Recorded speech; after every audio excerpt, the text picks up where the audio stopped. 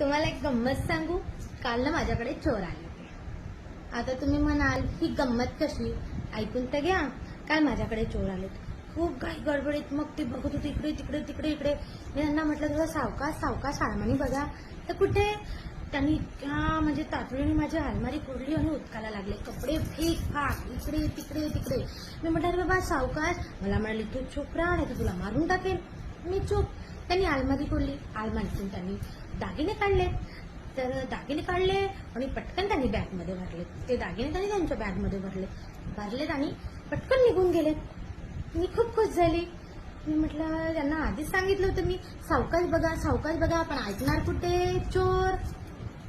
आपल्याच जातीवर जातील ते. पण मी खूप खुश झाली.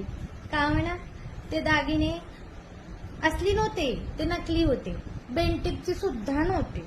त्याच्यावर 3-4 रील मी आधीच काढले होते म्हणून ते घेऊन गेले तर मला दुःखच नाही झालं.